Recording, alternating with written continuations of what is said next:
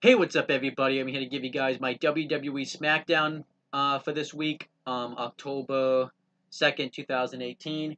I know I haven't been putting this video off long enough. What pretty much happened was I just been too busy to do the videos, so I'm getting a chance to do it now.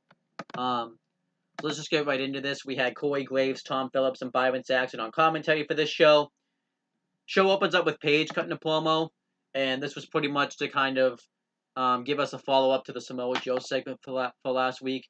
This segment was very in the middle. I thought it was all right, but I was kind of disappointed because we found out that Samoa Joe, that before he even entered the house, the cops were called, but he actually didn't enter the house. And Paige goes to say that what Samoa Joe did was the worst thing in SmackDown history, which it really wasn't.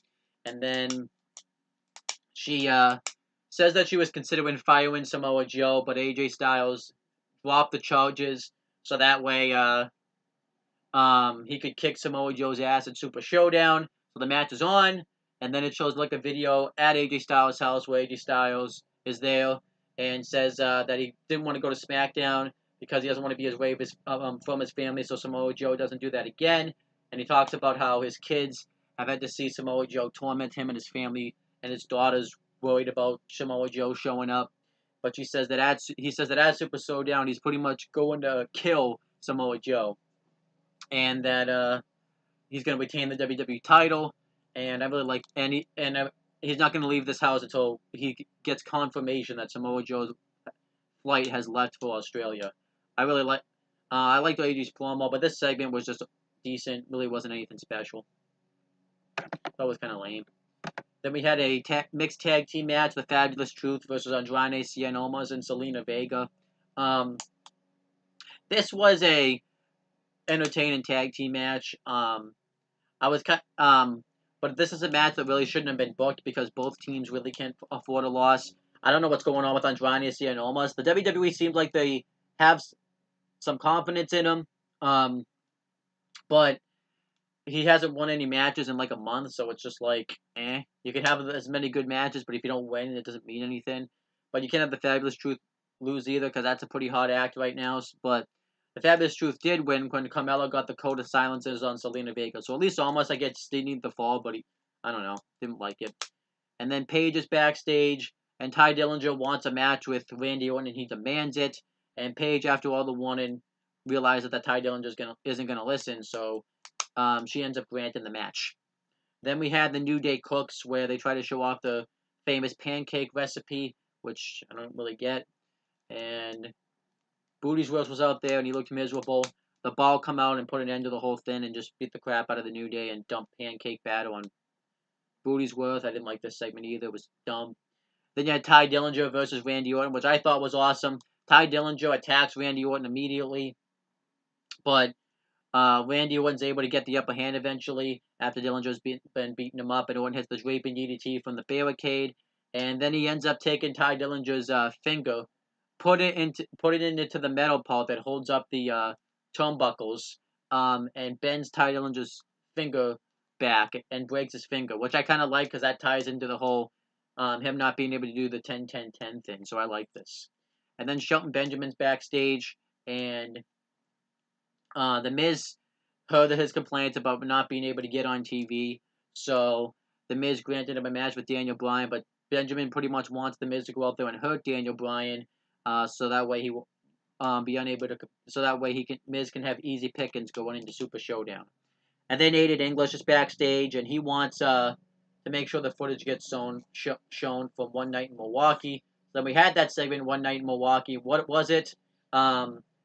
Rusev calls out Aiden English, and Aiden English comes out and gives a history lesson on Milwaukee, but Lana thinks he's just stalling. But we find out he actually does have evidence. It shows a cell phone video of Aiden English sinning, and Lana comes in and says that she wants Aiden English. Now, obviously, that's not exactly what happens.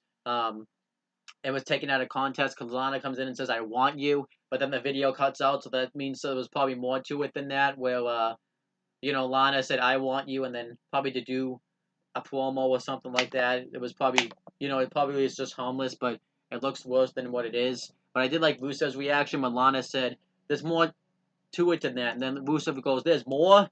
And then Rusev chases Aiden English out of the arena. I thought that was funny.